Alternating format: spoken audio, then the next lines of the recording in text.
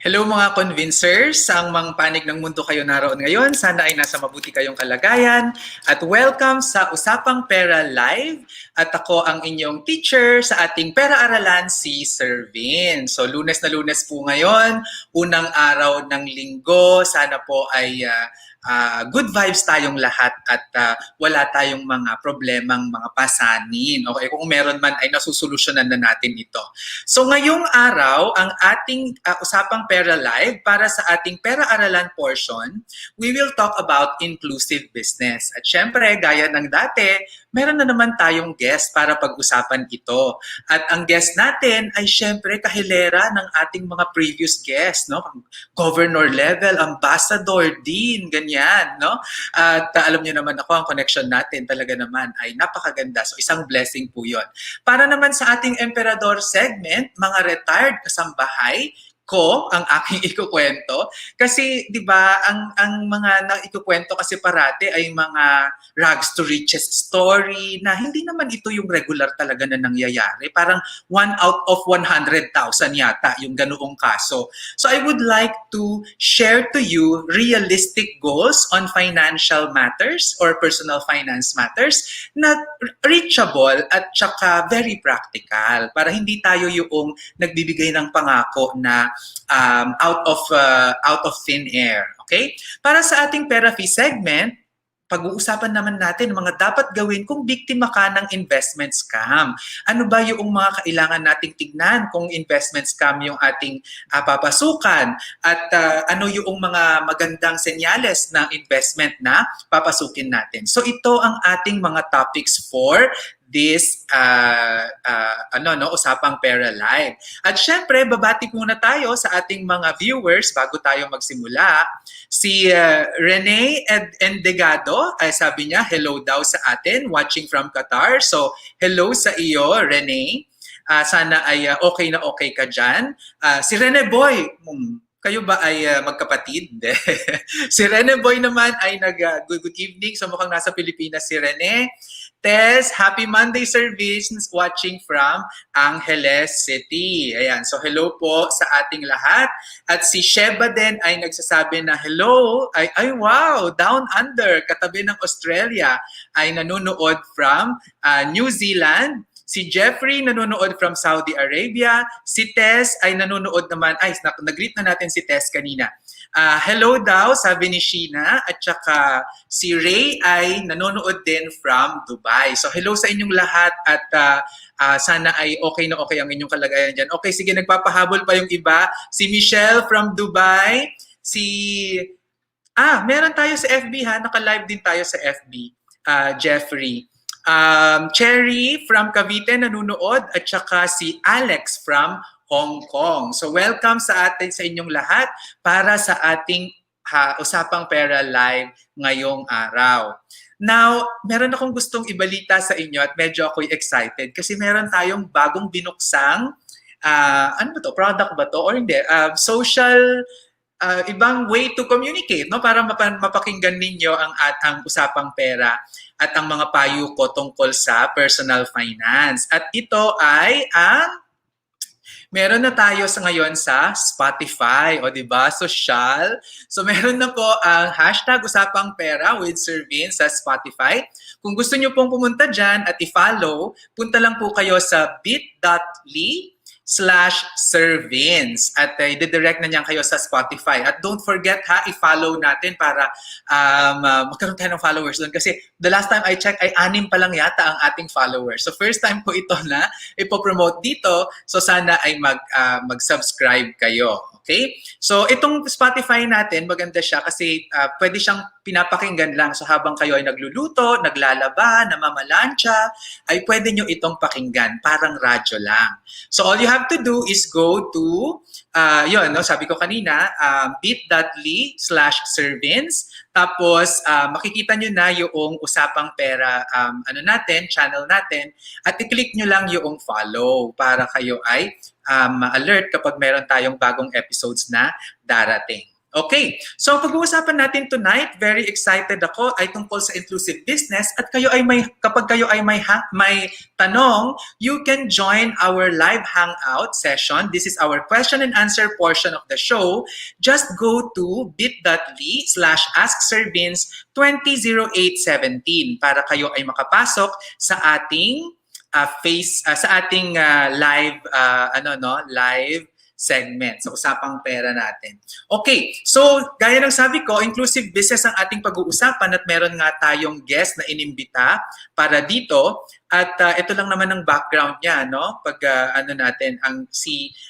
ang guest natin ay co-teacher ko sa Ateneo, at siya ay si Grace Santos. Siya ang founder and isa sa mga founders and executive director ng Universities and Research Council's Network on Innovation for Inclusive Development in Southeast Asia. O, diba? Sang kapal lugar dyan.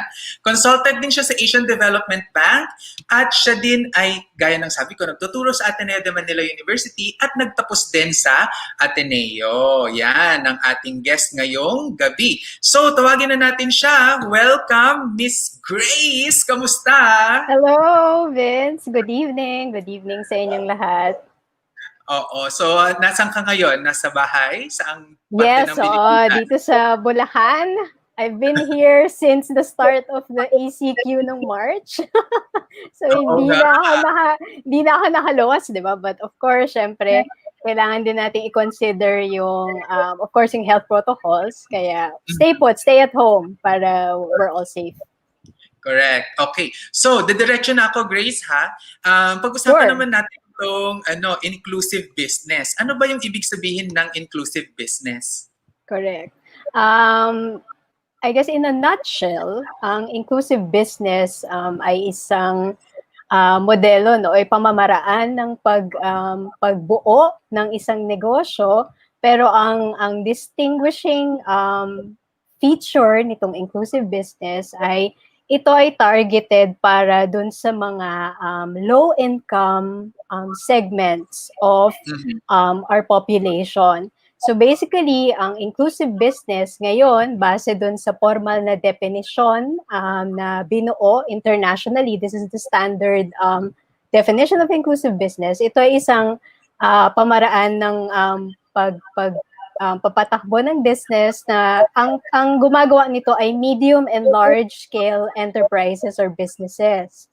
So basically, these are your corporates, these are your MNCs, multinational corporations, who are providing specific goods, services, and also income-generating opportunities para sa base of the pyramid, base of the economic pyramid. So basically, yun nga, no, very targeted itong business na to para doon sa mga low-income segments. So for example, dito sa Pilipinas, pag sinabi nating low-income segment, ito yung mga nasa ang parang poor income cluster. So these are the people na nasa below the official poverty threshold, which is currently at 10,000 households with the monthly income of 10,400 pesos. So ito yung specific target nito. So parang kung baga ay kung titignan mo ay kung ikaw ay below minimum wage. Yes. No? Kasi 10,000 pesos ay yan yung parang minimum natin, mga napapalo ng halos 11. So kung mga nandun ka below, then yan ay mako-consider na poor. Tama? Yes. Oo. Ilang porsyento ba yan? At ito yung BO2, no? Yung base of the pyramid. Yes, go ahead. Can you repeat that? Ilang porsyento yung mga mahihirap na yan sa Pilipinas? Well, actually, because of this pandemic, no, mukhang lumaki itong mga, may mga nag-slide down, for example, in terms of yung income segments. But I think dun sa last survey natin, mga naglalaro yan between like 18 to 20% of our population dito Right. sa Philippines. So, at ngayon, yun nga, no, dahil dito sa COVID at dahil meron tayong economic recession ngayon, no, we expect that in the, following upcoming surveys, makikita natin marami yung mga nag-slide down sa income cluster. So, we expect na medyo lalaki pa itong mga bumaba dito sa segment na ito. Oo. Kasi nga itong balita kong napapakinggan nga ngayon, di ba, 45% yung nawalan daw ng trabaho according to SWS. Pero nabanggit mo na ito ay ginagawa ng mga medium and large enterprises. So I'm showing this table to you now and to our viewers. Ito yung nagpapakita ng ng mga sizes of enterprises dito sa Pilipinas. So yung medium and large ay mga nasa halos 10,000 lang pala, no, in terms of number. So sila yung binabanggit natin na gumagawa ng inclusive business. Yes, sila yung kumbaga itong inclusive business agenda, sila yung target. So it's actually we're trying to actually shift the business thinking of these big businesses to cater to this new segments, these lower income segments of the population para na rin makatulong, no, sa sa socio-economic development, for example, nitong mga segments na to. Oo.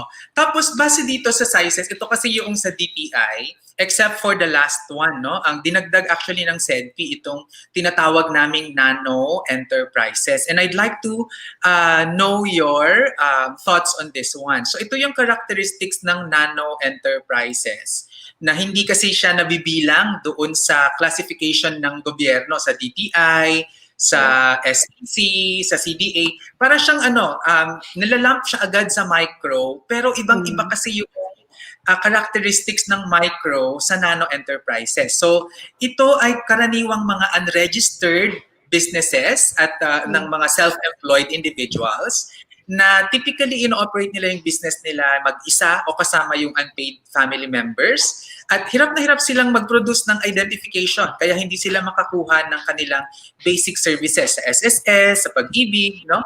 At saka hindi din sila nakaka-access sa formal financial sources. So they are very vulnerable to predatory pricing. Some of them even pay as much as the highest that I've heard is 10% per day. Can you imagine?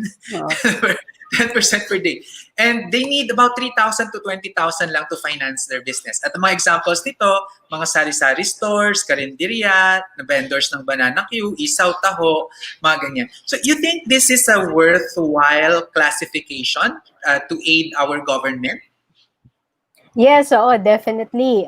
Kasi even for example, halimbawa lang doon sa inclusive business agenda, when we talk about the BOP, the base of the pyramid, ito rin yung predominantly, ito yung mga types of businesses, itong mga nano enterprise, especially here in the Philippines, na meron tayo. So if, for example, our businesses, our corporates here in the Philippines would want to work at the BOP, ito yung mga tipo ng enterprises din na makikita nila sa baba.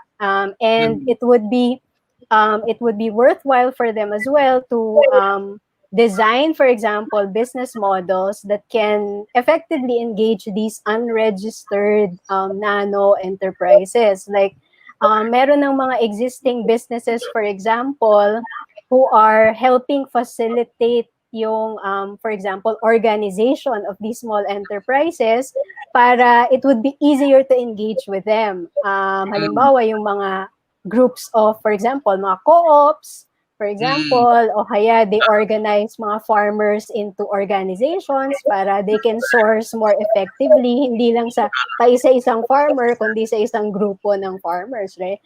So yes, definitely this is something that would be worthwhile for government and even for inclusive businesses to take note of. Okay. Thank you very much for that. Tapos, ano ba yung mga models na po pwedeng pasukin, no, sa inclusive business? Ano yung pwedeng gawin ng mga medium and large enterprises para sa mga bottom of the pyramid? Correct. So, So yun nga, no, actually, ang inclusive business would give different, kumbaga parang opportunities for engagement dito sa mga nasa low income segments. So basically, for example, a company who is developing or who's piloting an inclusive business model can engage them as either as producers or suppliers. Like for example, mga farmers na magsusupply ng raw materials, for example, or inputs to a company. They can also engage them dun sa pag-deliver, so the delivery mechanism ng company as distributors, for example. So for example, yung mga sari-sari stores natin, halimbawa, existing na, for example, yung mga model ng Smart, for example, na they engage these mga sari-sari stores for the load, for example, yung pag ng prepaid load, pag-distribute ng prepaid load. Of course, ang isang primary, for example, engagement na tinitignan din ay can they be employed directly by the company? Can they be hired as employees of the company? Isa rin yun na pwedeng gawin. And then of course, yung last engagement is actually as customers or clients. So kung di man sila parte ng value chain ng isang company, pwede naman mag-design ang isang kumpanya ng mga very targeted goods and services that can be affordable at accessible dito sa mga income segments na ito. Oo. Okay, so nabanggit mo yung Smart kanina, no, na parang meron siyang strategy in terms of inclusive business kasi mga maliliit yung ine-engage na, no, mga usually may iba nga alam ko mga sari-sari stores yung Smart padala nila ganyan. Yes, nagbebenta ng mga load, 'di ba? Mga maliliit na mga correct. sari-sari stores meron. Pero so in a sense, it makes business sense for the medium and large company, but at the same time nakakatulong sa mga mahihirap, ano? Meron ka pa bang mga ibang examples tulad nito? Yes, oo. So actually, dito sa Philippines, yun nga, hindi naman ito yung sobrang bago, no? So meron ng mga companies dito sa Pilipinas who are actually doing inclusive business. Like for example, ito yung apat na makikita nyo dun sa mga case studies. There are actually existing case studies of Philippine models for inclusive business. Like for example, itong Kennemer Foods, they are a company in Mindanao that are engaging cacao farmers. Dahil sinusupplyan nila ng cacao, yung mga big, for example, chocolate manufacturers like Mars abroad, sila yung nagsusupply ng chocolates, ng cacao for their chocolates. So ang ginagawa nila is they're engaging the farmers as cacao doctors. So tinitrain nila yung mga farmers mismo para sila yung magpalago, for example, or to grow these more viable like seeds, for example, cacao seeds. Sila rin yung nag-organize sa kanilang mga sarili to actually pull together yung kanilang harvest para isusupply nila, for example, sa Kennemer. And then, of course, yung isa sa pinaka sikat, no, and ito yung mga unang cases ng inclusive business sa Philippines, yung Nestle, yung sa kanilang coffee, yung 3-in-1 coffee production nila. So yung Arabica and coffee production, ganun din. They're engaging farmers, our local farmers, sa kanilang value chain sa pag-produce ng coffee. So yung input sa 3-in-1 coffee nila yon locally sourced, and then meron din silang model na in one town in Ilocos Sur, so they're engaging the local government. So nakikipag-partner din sila sa local governments para to organize the farmers and to also help the farmers produce coffee.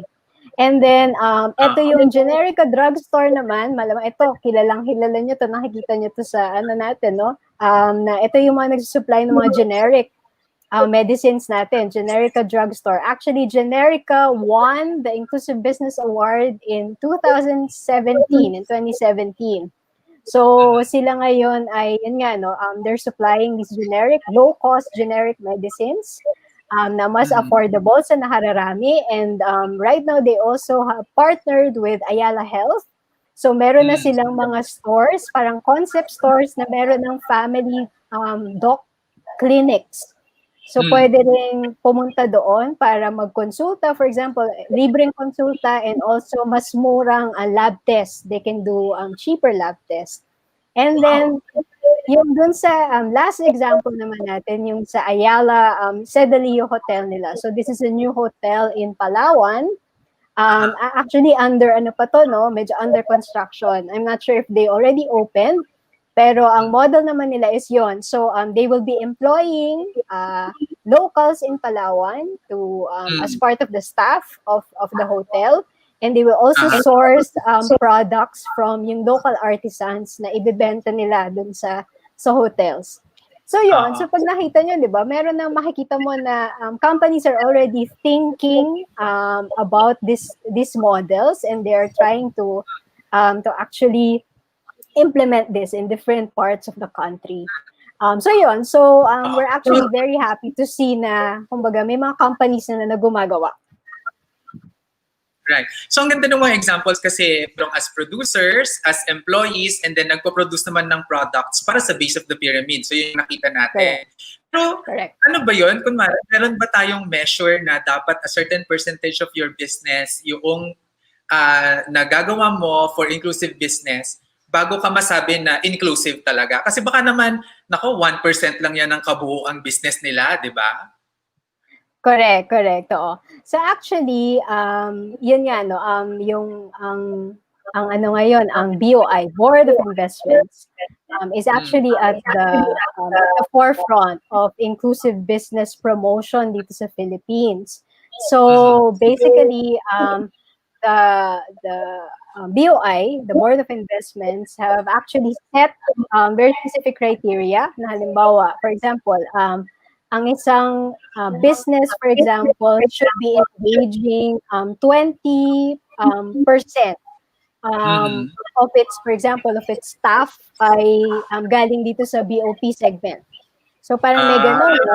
Kaya halimbawa, kung gusto mo naman to engage them as producers, dapat meron ding a certain percentage na increase sa kanilang, for example, income. So at least 20% ng kanilang income from a baseline na pag sila naman mas engage hanggang dun sa ma-implement mo yung model, dapat around 20% increase in income yung makuha nila.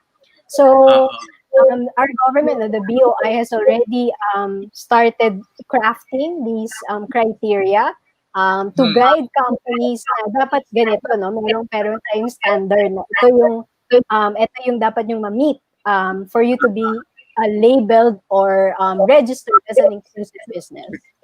Correct. So yun nga yung pinag-uusapan mo ngayon, no? Ito yung ating DTI, Board of Investments, Inclusive Business Registration and Incentives. So ano ba yung mga incentives na binibigay ng Board of Investments para sa kanila?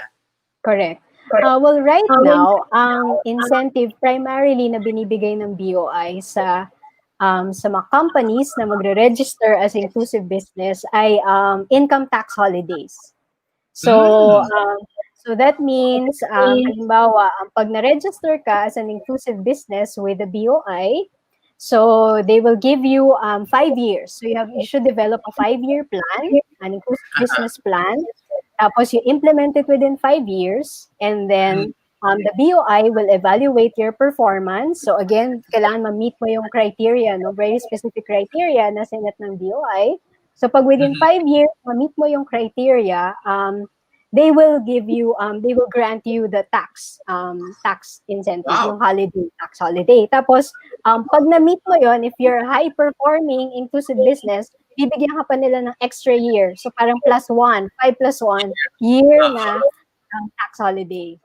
So yun yung ngayon yung existing, no? But in the future, dahil meron tayong, for example, meron tayong inclusive business bill na pinapromote, meron pang maidadagdag na incentives na pwedeng ibigay dito sa mga companies na to who will be engaging in inclusive business. Right, okay. So kunwari ako ay mayroong medium, actually ito yung nakakalito kasi si SEDP. Si SEDP ay in terms of asset size, classified siya as large. Pero in terms of employees, classified siya as small. So, ano yung sinusunod ng BOI? Correct. Oo. Well, actually, I think mas more yung sa asset and yung sa income. Mas mukhang aanahin nila yon. So, I don't think yung magma-matter yung number of employees, but as long as your asset size and your like yung income ng kumpanya, it meets yung large to medium to large na enterprise. Yun yung I think it will be classified as a larger medium enterprise. Kasi yung sa atin, we provide financial services and social welfare protection programs sa bottom of the pyramid sa Agusan. Ang difference kasi namin, we are a private enterprise and yung mga iba naming mga contemporaries na microfinance institutions are cooperatives or microfinance NGOs na may mga tax holidays na, may mga tax benefits na talaga sila. So this is one way na po pwede pala kaming magpa-tax free. Pero nako, ngayong pandemic naman talagang mukhang wala kaming kikitain. So baka next year na to i-apply para may ma-tax, di ba? Tama. Oo. Pero nakakaaliw lang, sandali lang kasi first time ako na may bumati sa atin from Moscow siya na nanonood. So hello sa iyo, Luella. At sana nag-enjoy ka sa sa pakikinig sa atin. Tapos, Grace, etong sa natin, so ano yung plano ng gobyerno natin ano yung roadmap niya for inclusive business? I mean, government lang ba to? In the private sector? Correct. Oo. Well, actually, it's actually a private sector-led agenda. No?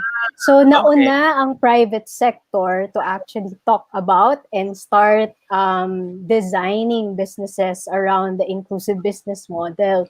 So, for example, way back in around 2000, mga 2008 pa yata, pinag-uusapan na ito ng mga business associations natin like the PBSP, LCF, they're already talking about BOP business, base of the pyramid business. So, matagal-tagal na, matagal-tagal na yung usapan. Yun nga lang, at some point, di ba, although the companies can do it themselves, it would help if, for example, the legal and regulatory environment here in the Philippines would also, be supportive of inclusive business. Kaya nagsimula yan noong mga 2015. Yon. So nagsimula ng mapansin ng government, ng Philippine government, ito inclusive business. And meron ng mga initiatives noon to actually pass a bill. Actually, merong draft na ng bill before, ng 2015, na pinasa si former Senator Bam Aquino. Pinasa niya sa Senate, pero hindi lang na-approve. So hanggang ngayon, merong current updated version itong bill. So ipapasa pa lang siya sa Congress at sa Senate and hopefully maipasa na siya. Ngayon. So yun. So apart from the bill, yung parang legal framework for inclusive business, ang Philippine government then is actually, yun nga, kagaya nung na-mention ko kanina, to promote inclusive business, they want to enable parang companies, also to do inclusive business. So ito, ang BOI, Board of Investments, have this inclusive business program na nagre-register ng inclusive business. They're granting tax holidays for inclusive businesses. And then they're also working with DTI, mga regional offices ng DTI, to actually find these inclusive businesses operating in the different regions of our country. Para rin madaling hanapin, for example, sabihan to mga kumpanya na, mag-register ka naman sa amin for you to get the incentive, no? Oo. So yon. So basically, nandun pa lang tayo dun sa level na yon, but eventually, the government wants to also harness yung whole of government approach to supporting inclusive business. So ibig sabihin nun, hindi lang DTI, hindi lang BOI yung susuporta sa inclusive business, pero pati ibang ahensya ng gobyerno, like for example, the DSWD, the DILG, especially yung mga mga welfare agencies na tumutulong dito sa mga mahihirap or dito sa mga base of the nag-ooperate dito sa base of the pyramid or extending support programs to the base of the pyramid. Of course, matutulungan din. Parang kumbaga ito yung a contribution of government would be for yung social preparation for our local communities to be ready to engage with these large companies pagdating sa sa inclusive business. Inclusive business. Pero ano naman yung mga challenges na nakikita mo from the medium and large enterprises side to adopt the inclusive business model? Correct. Well, basically, ngayon, no, ang isang barrier talaga sa kanila, for example, is yung readiness, yung kahandaan. Kaya nga na-mention ko yung social preparation, no? There are a lot of companies, for example, ang BOI sinabi sa amin, because I've been engaged as a consultant din ng BOI.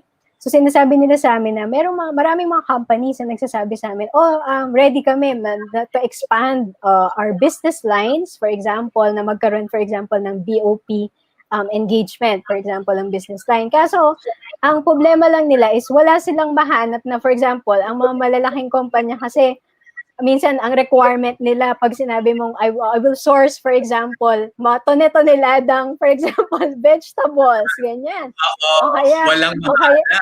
O kaya parang ilang thousands of, for example, poultry.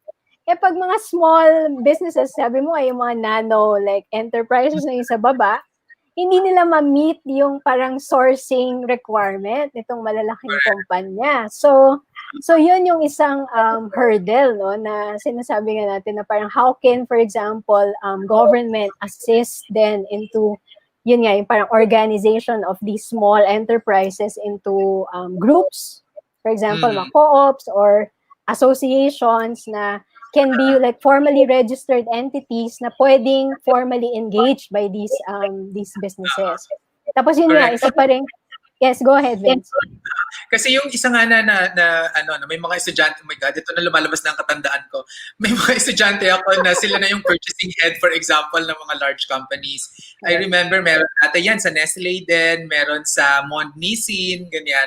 At ang sinasumbong nila sa akin, sinasabi nila, sir, gusto talaga namin, kasi yan nga yung natutunan sa Ateneo, di ba, na local economic development, ganyan. Pero for example, order kami ng sili, isang toneladang sili, wala namang makapag-produce ng mga ganyang so nag-i-import daw sila kaya ang lungkot. Correct. So yun din, no? So makikita mo actually yun nga medyo kabit-kabit din lumalabas din yung issue natin pagdating sa, for example, yung sa agri-development, local agricultural development, right? So ibig sabihin, apektado yan, no? Kung sakaling hirap yung mga farmers natin to actually, produce like quality. Tapos yun pa, no? Hindi lang yung quantity yung kailangan nilang ma-meet, yung quality rin na requirement, for example, ng isang company, malaking kumpanya, isa pa ring issue yun na kinaharap nila. Tapos syempre, isa pang major, like for example, concern din, for example, ng businesses, is yun din, no? Yung the business regulatory environment. So parang yung ease of doing business. So for example, yan nga, yung kakayahan o kapasidad ng halimbawa local governments to actually make, for example, yung business environment sa ating mga regions to be more like, for example, hospitable, or to make it easy for these companies to actually get permits, or for example, yun nga, register locally. So yun din. So isa rin yun na kailangan natin pagtuunan ng pansin eventually para mapaayos, no, o mapabilis din yung pag-develop, pag-roll out ng inclusive business. Correct. Okay. Sige. So, ito na yung last question ko siguro. So, ano yung mga opportunities? So, a lot of our listeners are overseas Filipino workers. Marami din mga nanonood sa atin na, I think, mga nano enterprises and mga employees. So, ano yung mga pwedeng opportunities that could arise from inclusive business? Correct. Well, siguro, initially, no, I mean, to be true to the inclusive business, for example, to the core idea of inclusive business na talagang BOP engagement. So para dun sa mga natin, even the small enterprises, yun nga, they should be able to start thinking of how they can effectively engage or cater to, for example, the needs of halimbawa yung mga mga kapitbahay, or ano mo yun, para rin yun nga, magkaroon ng mas maraming choices. Kasi at some point, di ba, ngayon, ito yung isang limited. Kumbaga parang ito yung isang reklamo rin ng mga tao, no? Dahil halimbawa, kung mahirap ka, syempre, limited yung choice mo at access mo to goods and services.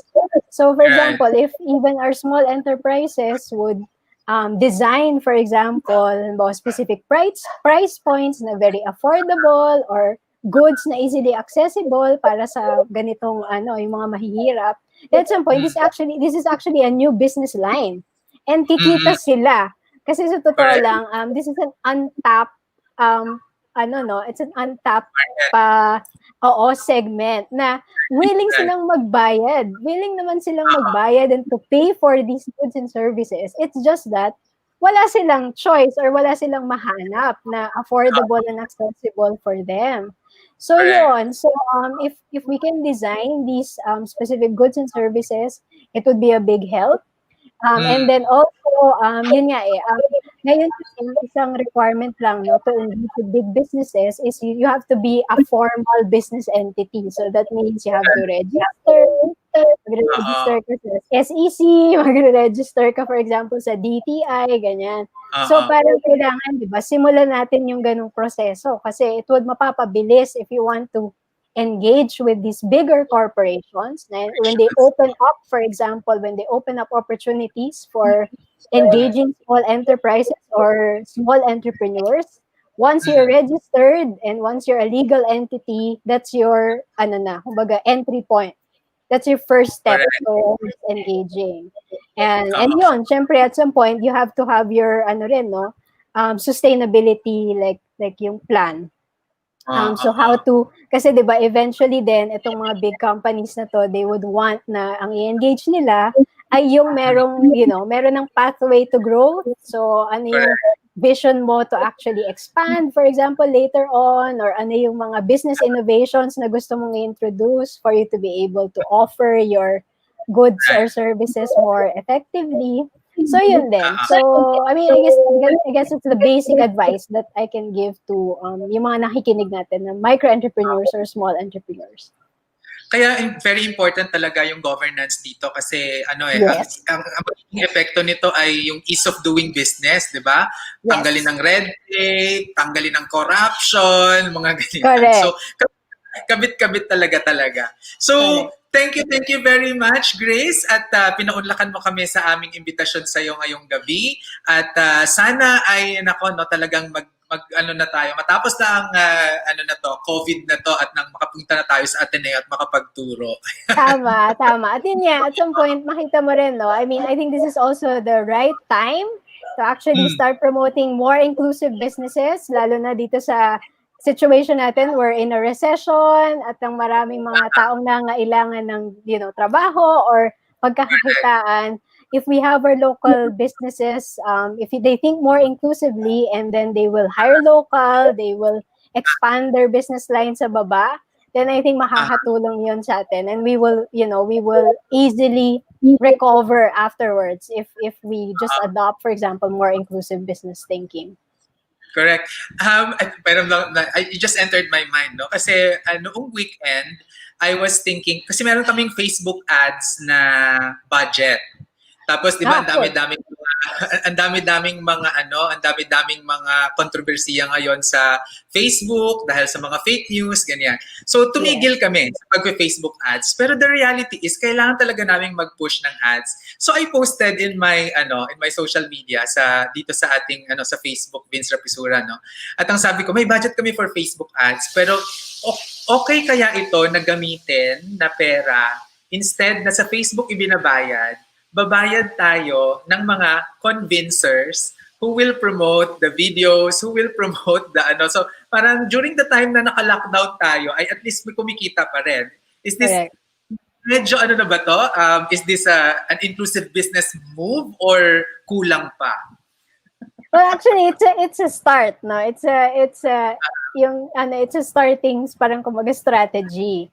To shift from yung more standard na halimbawa more standard ways of promoting mass promotion using social media to actually tapping individual like talents, no? When actually, well, if they are, tech savvy and, they masipag sila, is magagawa nila yung nagagawa ng Facebook on an individual level, right? So ito yung mga, it's a starting point. Ang ano lang sa inclusive businesses, yun nga, at some point, dapat yung whole business model is really aligned to this, yung targeting ng BOP. So ito yung challenge dito sa mga kumpanya. Ito nga yung sinasabing challenge sa kanila, no? So dapat yung business model mo yung naka-align talagang dito to cater to these very specific income segments para maging inclusive business. Okay, sige. Maraming salamat. O, di ba nakapag-consult pa ako sa'yo? Anytime. I'm just, a chat or call away. Correct. Sige. So maraming salamat, Grace. Sa susunod ulit, imbitahan ka namin sa iba pang mga topics dito sa Usapang Pera. So, ingat! Thank you! Okay, bye-bye. Okay, bye-bye. Okay, sige. So, yan na rin po natin si Grace Santos, isang professor sa Ateneo de Manila University at kasamahan ko nga siya, no? So, at ang kanyang expertise talaga ay inclusive business. At ayun, tuwang-tuwa ako talaga naman na marami sa aking mga kaibigan talaga ang rumurespinde sa mga pangangailangan ngayon para mapaunlad ang ating bansa. Ayan. Okay, so ang next naman natin na pag-uusapan ay tungkol sa emPERAdor portion, ang mga quote-unquote retired na kasambahay ko. No? Kasi as I mentioned a while ago, I want to share stories ng mga inspiring stories na hindi naman kinakailangan na rags to riches parati. No? Kasi baka ang iniisip natin parati ay ganun dapat ang hulma ng pagbabago ng ating buhay. Pero gaya ng ini-explain ko sa inyo, talagang dahan-dahan at medyo taon ang bibilangin para talaga tayo ay umunlad. No? At hindi lang yung kakayahan natin yung sinusukat dito, pero kailangan din talaga may mga opportunities na nakakreate, kaya yung mga sana nakakataas sa lipunan ay nagka-create ng opportunities para sa mga tinatawag nga nating bottom of the pyramid. Tapos syempre maganda din kung ang gobyerno natin ay nakakatulong sa atin. So all of these things affect our road to financial freedom, kumbaga. So, kung meron po kayong mga tanong, nandyan lang po sa ticker natin, basahin niyo po, Ask Sir Vince, bit.ly/AskSirVince200817. So, yun po yung gagawin natin. Okay, so makikita niyo po dito ang picture namin ni Ate Nene. Ayan, so si Ate Nene ay isa sa mga naging kasambahay ko. Ikukwento lang natin ng mabilisan. So, ganda-ganda niya, no? Pero ano na yan, 50, siguro ngayon ay mga 52 or 53 years old na siya. O, di ba hindi siya mukhang ganon? At magka-birthday kami, nakakatuwa. So, yan si Ate Nene. At siya ay widow, no? Nung naalala ko nung siya ay nag-apply sa amin ay 1 year pa lang na kamamatay ng kanyang asawa. At talagang makikita mo, no, yung kahirapan sa kanyang buhay. Tapos ito parati yung tinatanong ko sa mga nag-a-apply sa akin, kasi yung sinasabi ko talaga, wala namang may gusto na magkasambahay, tama ba? Ang gusto natin ay talagang kapiling natin ang ating mga mahal sa buhay. At syempre, ang pinagsisilbihan natin ay ang ating mga anak, ang ating mga kapamilya. No? Pero dahil sa hirap ng buhay, ay napipilitan tayo na gawin ito. Tapos, so ang tinanong ko sa kanya, bakit ka nag-a-apply? Ano yung objective mo? At ang sagot lang niya sa akin ay, ito nga, mapagtapos ang kanyang anak. Okay? So, ang ginawa namin ay nag-advance ako ng sweldo niya, tapos monthly kinakaltas namin doon. So, tinignan namin kung magkano yung gagastusin ng kanyang anak, tapos every semester kami ang nagbabayad, tapos kinakaltas yon, no? So, yung anak niya that time ay nasa second year college na nung pumasok siya sa amin. So, dahil sa ginawa namin na yon, nag-retire na siya bilang kasambahay in 2 years.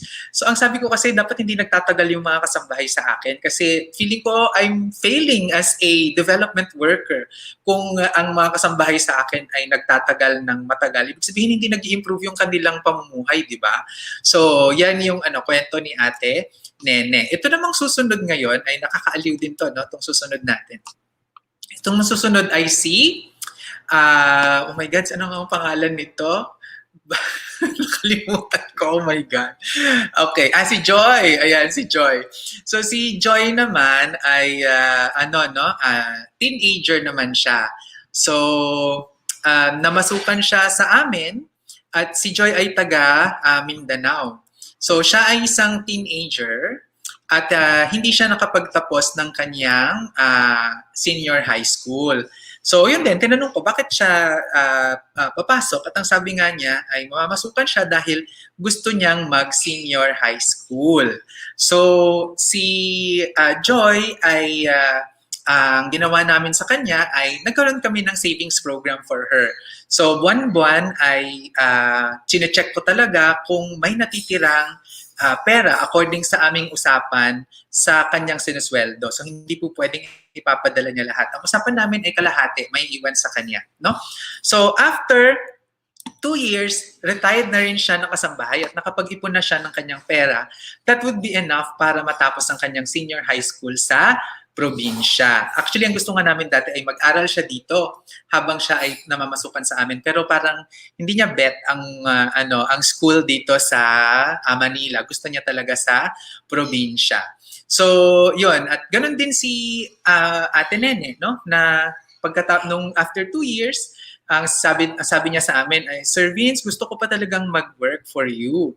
Pero dahil sa ikaw pero dahil sabi ng anak ko ay tumigil na daw ako magtrabaho dahil nakapagtapos na siya. So sabi ko po ay titigil na ako na mamamasukan. O di ba napakaganda ng kanilang kwento. Tapos ito namang pangatlo natin ay si Ate Fe, si Manang Fe, no? So si Manang Fe yung pinakauna namin na kasambahay dito sa bahay. Tapos si Ate Fe, siya yung siya din ay isang balo din, no? Widow din siya. Mahilig ako sa balo kasi syempre, mahirap yun, di ba? Mag-isa ka na lang sa buhay. So sabi namin, gusto namin sila yung matulungan. At yun, no? Ang sa kanya naman, ang goal niya ay ayaw niyang umasa sa kanyang mga anak, no? So ang ginagawa ko talaga kapag pumapasok sila sa akin, magpa-financial planning kami, naluloka sila. Nung financial planning kami, pinapalista ko ang kanilang utang, ang kanilang goal, magkano yon para ma-estimate ko kung gaano sila katagal na magtatrabaho sa akin. Because we will work towards that goal para sila ay graduate na sa pagiging kasambahay, 'di ba? At para magkaroon naman ng opportunity yung iba, no, na mamasukan kumbaga. So ang ginawa po naman namin kay Manang dahil ngayon nga ang ayaw niyang umasa sa kanyang mga anak ay advance salary, no, para sa pagpapagawa ng kanyang boarding house. So nagkaroon siya ng boarding house at ito ngayon yung kanyang nagiging source of passive income. Okay? So si Manang Fe ay na-graduate na sa kanyang pagiging kasambahay 4 years na working sa amin. So nakakatuwa, 'di ba, na sila ay retired na bilang kasambahay. At kapag syempre kinakamusta ko sila, baka naman namasukan na ulit sila sa iba, 'di ba? At yun, nakakatuwa na they are still with their families at nagtatrabaho at sa pamilya, kapiling nila ang kanilang pamilya. So yan yung kwento ng aking mga kasama dito sa bahay, okay? At ngayon naman, yung aming current, no? Actually, si Manang ngayon ay nagluluto. Okay. At so ito siya, ayan, si Manang baby naman ito, di ba? Balo din siya, ayan. At mahilig talaga ako sa mga magaganda. Kailangan talaga magaganda kasi dapat ang nakapalibot sa akin ay maganda at gwapo lang, di ba? Kung hindi, dapat busilak ang kalooban para pasok pa rin sa banga, di ba? So, yun. Tapos ito namang si Manang ay ang kaniyang goal ay magbayad ng utang. Kasi nung pagpasok niya ay yun, medyo malaki-laki yung kaniyang nahiram. So, yun yung ginawan namin ng paraan. At ang nakakaloka, ang kaniyang ano ay meron siyang mga business. Tapos yung business niya parang networking ng hindi pa networking, multi-level marketing, kumbaga, na kinukuha niya, tapos may deadline kung kailangan niya babayaran. Tapos pag hindi mo nababayaran, grabe yung penalty, 1% per day. Sabi ko, naku, hindi yan makatarungan. Parang ganyan. So nung una, na ano pa siya sa akin, no? Parang feeling ko may duda pa na nangyayari. So sabi ko, ay nako, isulat na natin yan at kakausapin natin yung mga pinagkautangan mo at papasulatan ko yan sa aking mga abogado kasi mali ang kanilang ginagawa. No? Hindi tama ang kanilang ginagawa. So sinulatan namin. So from this level ng utang, yon nabawasan, naging kalahati lang. Dahil, syempre, natakot sila, di ba? Sinusulatan na sila ng abogado ko, di ba? So, yon ang ginagawa din ngayon ay advance ang kanyang salary at kaltas sa sweldo. So, ang aming timeline ay 3 years bago maging retired siya ng kasambahay. So, nakakaisang taon na siya sa amin. So, 2 years to go. Tapos, may graduation na naman na mangyayari. At yun, bittersweet yung pakiramdam na yun, no? Kasi, of course, bitter dahil nakasanayan mo na, si Manang alam na niya yung mga ugali mo, ganyan, at saka masarap magluto, mga ganun. So, mamimiss mo yun. Pero sweet dahil you know that you have contributed to the improvement of their quality of life.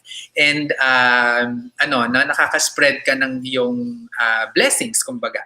So, yan yung mga kwento ng aking mga kasambahay. Tapos sila po, kapag sila pumapasok sa akin ay, of course, covered sila ng life insurance. At mayroon yang silang 1 million na life insurance. At una pa nga ay nanuloka sila, talaga ba? Parang ganyan. Sabi ko, oo, kasi mura lang naman yan.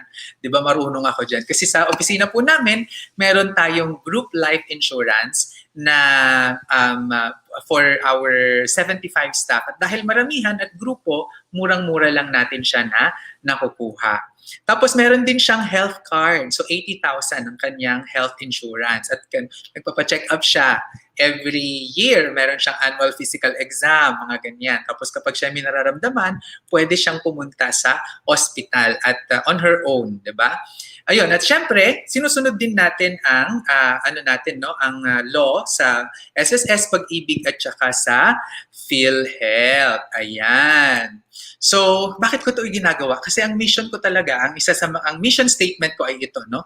To be happy and to be an instrument of happiness. So, hindi sapat sa akin na ako lang yung masaya. Hindi ba nakakalungkot 'yon na ikaw masaya tapos lahat ng katakapaligid mo ay hindi masaya? It's not a good feeling. I want to be surrounded with happy persons and happy companions. Kasi yung energy nila, nagbabalikan lang yan eh. So kapag positive yung energy ko, happy yung energy ko, I share that. Ganun din yung nare-receive. At yun, magmumultiply siya kasi mas maraming happy, mas marami ding na natutulungan. So yan. So, yan yung kwento natin ng ating mga emperadora ngayong gabi, no? Ang aking mga kasambahay. Okay. So, sabi ni Pauline sa ating kwento, nakaka-inspire po and motivate ang share nyo, Sir Vince. More powers talaga ha, madaming powers. Oo nga. So, sana pahabayin pa yung buhay natin para tayo ay maraming matulungan. Sabi ni Arceli de Guzman, sana all, di ba? Tapos sabi ni Emma, sana lahat ng mga, huwag nyo nga silang tawaging amo, employer, di ba? Tawag natin sila. Sana maging kagaya ko daw para makaipon din ng mga kasambahay. Hayaan mo, bigay mo itong link na to sa kanila mamaya, no? I-share mo sa kanila para mapangkinggan nila. Malay mo naman, makinig, di ba? Sana all, sabi ni Aim at sabi ni Malu, God bless you din. Owen, bless my heart. Wow. Okay, sana din kayo po. Bless your heart po. Napakabusilak. Si Zen, okay. At saka si, ayun, Blessed. Oo. Kasi yun, sa akin lang naman napakasimple nun. Kung meron ka namang ibabahagi, bakit mo naman yung pagdadamot, di ba? Basta hindi mo pinapabayaan yung sarili mo. Because that's what I learned also. Kailangan na protektahan natin ang ating mga sarili para tayo ay mas makatulong at mas magampanan natin ang ating responsibilidad. Okay, ayan. So, ang susunod naman natin na pag-uusapan ngayon, ako medyo ito ay tragic, no? Kasi merong sumulat sa atin. Ang tanong niya ay, ano daw ba ang mga dapat gawin kung nabiktima ng investment scam? So mayroong tumawag sa, hindi pala tumawag, mayroong sumulat sa atin at ito yung kanyang tinanong, no, sinulat. So ito yung kanyang sulat sa atin. Basahin natin ha. Okay, ang sabi niya, Dear Sir Vince, hi, I attended your seminar here in Dubai and I have been following you po sa Facebook. Kayo po nag-introduce sa amin investing in co-op. However, Sir Vince, I hope you can help me po kasi po I invested in NutriWealth co-op for more than 2 years and promised to return my investment of 500,000 this July 2020. So, nung July siya sumulat sa akin, ano? At ang sabi niya, nearing the maturity date, I emailed them where to deposit my money. Kaya lang po, they bombarded me with emails regarding their cease and desist order by the CDA or ang Cooperative Development Authority. In short po, they seem to have no fun. I don't know what to do, Sir Vince, since I have not been working for 4 months. Ako, di ba? Bago pa nung pandemic, ay ano na siya, medyo tinamaan na. And I have to support my children and family in the Philippines. So God bless po. Many thanks, si Elena. Yan yung kanyang sulat sa atin, no? So ito naman ang sinagot ko sa kanya. So hi Lourdes. Ay, Elena pala. Hi, Elena. Nako, matagal lang pinatigil ng SEC at CDA ang NutriWealth. Scam yan. I issued a warning in my page and website about them, kaya ingat talaga kayo sa investments. Here are my suggestions. 1, email them and ask kahit partial lang ibigay nila na paunti-unti. Buti nga sumasagot pa sila sa iyo. This way, makabawi ka man lang ng kaunti. At write a letter of complaint to SEC and CDA para documented ang case mo at ipadala mo ang pictures ng supporting documents ng investment mo, pati na rin ang mga pinangako nila. I-attach ang lahat ng relevant na communications with them.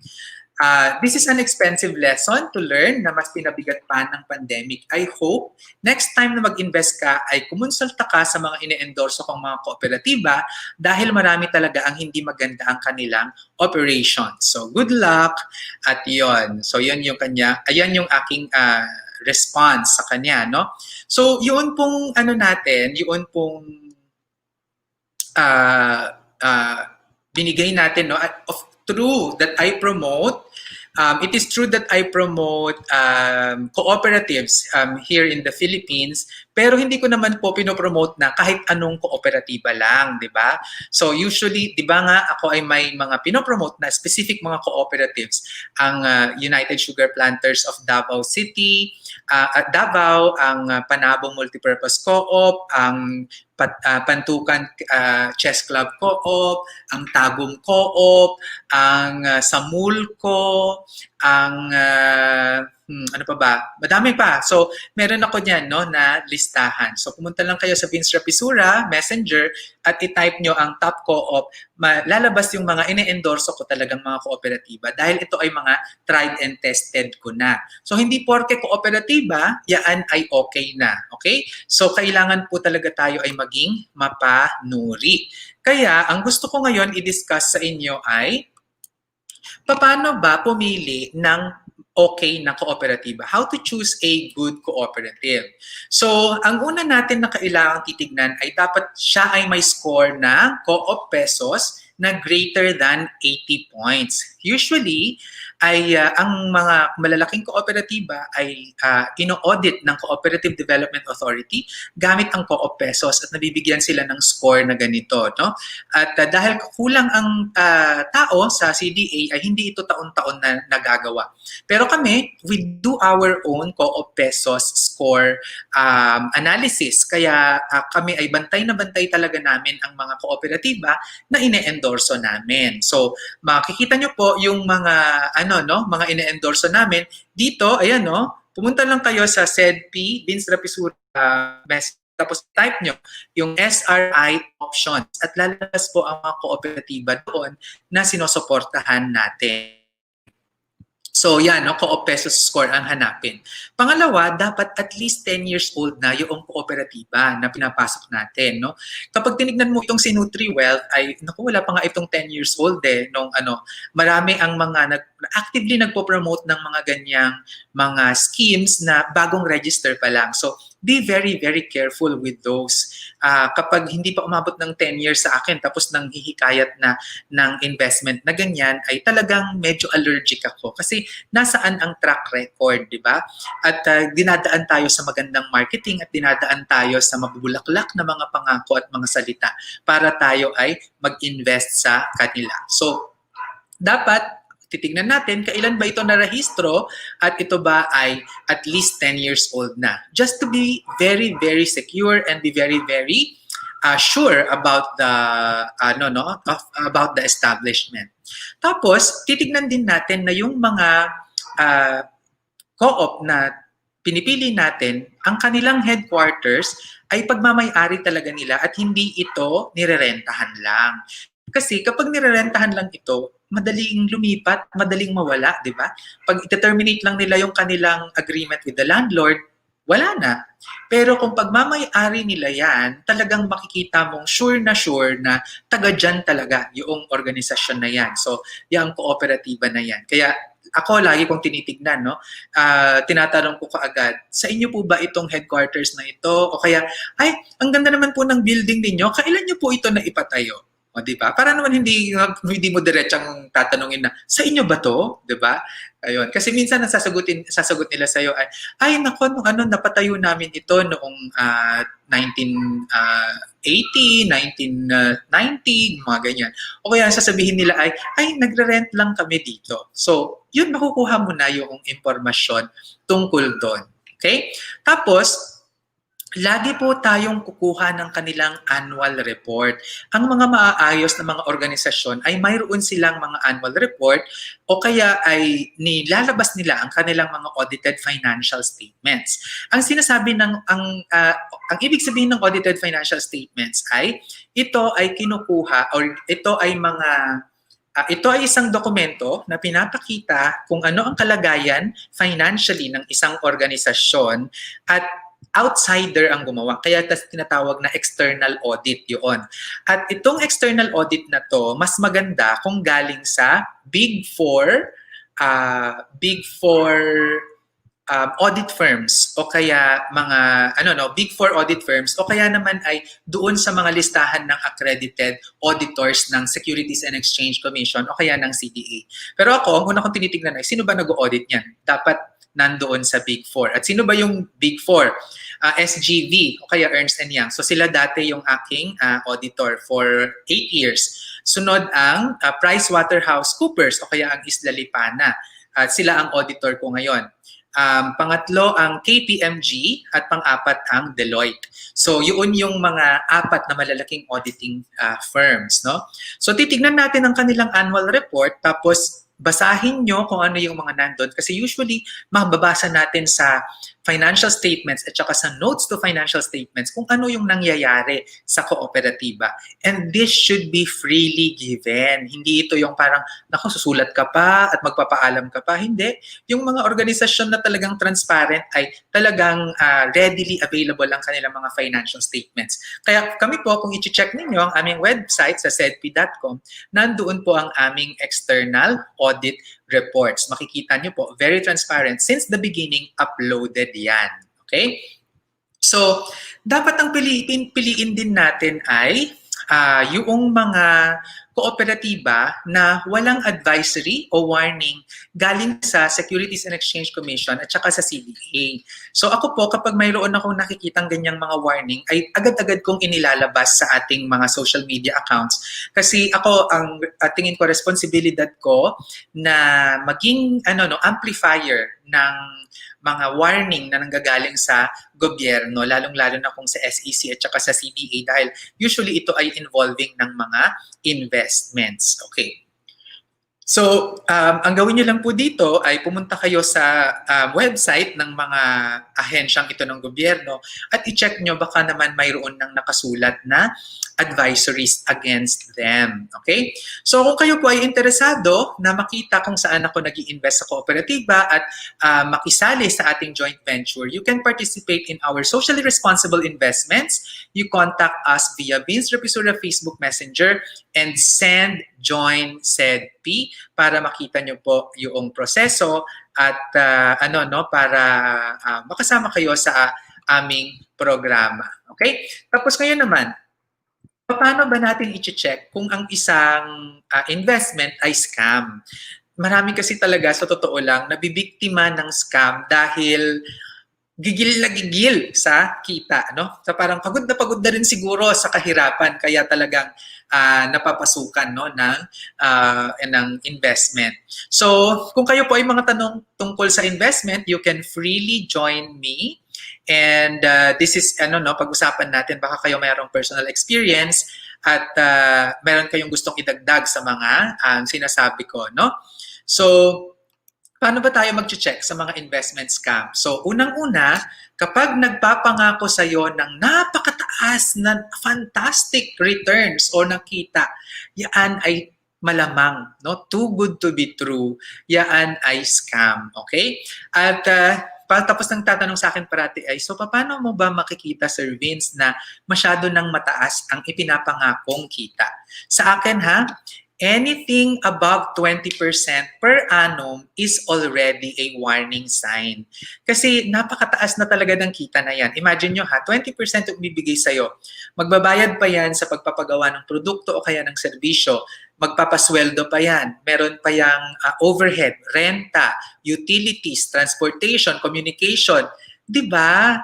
Mahirap kumita ng ganyang 20%. Tapos sa investor pa lang siya ibinibigay. Kaya mag-ingat po tayo parate, no? So for me, ano yung acceptable na investment returns? Para sa akin, pag nakakuha ako ng 7% per annum, masayang-masaya na ako. Anything na 7% to 12%, yan yung aking bandwidth, no? Pero of course, I still go for lower kapag security yung hinahanap ko, no? Mas mahalaga na maprotektahan yung pera ko kaysa siya lumago siya. So for example, I go into government bonds. Ang government bond ngayon nasa 3%, 4% lang. Pero I accept it kasi alam ko na safer and mas secure. Okay? Ano pa? Kapag ang investment na pinapasok mo ay kailangan mo daw mag-recruit. Kailangan mong kumuha ng mga bagong miyembro para ikaw ay may karagdagang kita o kaya ikaw ay may kita. Sa akin, warning sign na yan. Kasi anong business model yun na sa recruitment ka kumikita? Meron bang kita sa pagre-recruit? Wala, di ba? Walang nagagawang business activity ang pagre-recruit. Kaya dapat hindi ito source ng income. Okay? Pwede pa siguro ang incentive. Pero ako nga, maski incentive ay hindi ko yun ginagawa. No? So, recruitment para maging miyembro at ngayon yung i-recruit mo ay kailangang bumili o magbayad ng mga kung ano-ano para sila ay na maging miyembro. I don't think that is a good idea. So yan ay karaniwan na scam yang mga yan. Okay? Tapos dapat din malinaw ang kanilang business model. Kasi saan ka kukuha ng ipambabayad mo sa mga investors kung ang business model mo ay malabo, 'di ba? Example niyan ay si Almamico o kaya si Kappa, 'di ba? Donation, yung kanilang business model. Meron bang kumikita sa donation, di ba? Hindi. Ang donation is a charitable endeavor. It's a charitable activity. At kapag namangangako ka ng returns base sa donation mo, hindi yan donation. Kaya ang labo ng kanilang business model, unclear business model, which makes them a scam. So, ang panukat ko dito ay kapag naipaliwanag mo sa sarili mo kung paano kumikita, ano yung business activity at doon siya kumikita, pag naipaliwanag mo yun sa sarili mo at naintindihan mo, then that's a sign that you are in a good business model. So say for example, ang business model namin ay for example nagbibigay ng kapital sa mga mahihirap at yung pagbibigay namin ng kapital na yon ay may service charge. So, dun kami sa service charge kumikita. So, sa ibang mga business models, interest ang tawag doon. Pero sa amin, service charge. Or example ay mga nagbebenta ng mga kakanin, for example. Gagawa sila, merong raw materials. Ang raw materials lahat-lahat, ang cost of goods ng production ay 100 pesos. Binibenta nila ng 150. Yung 50 pesos ang kita, di ba? Maliwanag, nakikita natin. Pero kung ikaw, hindi mo naiintindihan yon, wag ka nang pumasok. So, wag pasukin ang investment na hindi mo naiintindihan. Bago pumirma, dapat naiintindihan mo yan, no? At naisusulat mo ng maayos na hindi ka nako-confuse. Okay? Ito din, very worry ako dyan, no? Sa mga biglang yaman testimonials. Alam ko, no, na nakaka-inspire yung mga yan, nakakaingit. Pero nakita ninyo yung mga sinabi ko na mga kwento kanina. Hindi naman mga biglang yaman testimonials, pero masaya pa din eh, no? I don't think na napayaman ko ng bonggang-bongga si Nene, si Ate Nene, si Ate Fe, o kaya si Joy, no? Pero alam kong nabigyan ko sila ng panibagong pagkakataon para mas makalaban sa buhay, di ba? Mas magkaroon sila ng opportunities sa buhay. Ganon yung ano, at parang kung tatanungin natin sila, no? Mas masaya ba sila? I think they are, no? Sino ba naman ang hindi masaya kung ikaw ay graduate na sa pagiging kasambahay at kapiling mo na ang iyong mga mahal sa buhay, 'di ba? Naku, si Joy nga panay ko nakikita ang kanyang kasintahan. Silang dalawa magkasama sa kaniyang Facebook. Kasi sinasabi ko, "Hoy Joy, mag-aral kang mabuti ha, huwag masyadong maglandi-landi diyan." Ayan. Okay?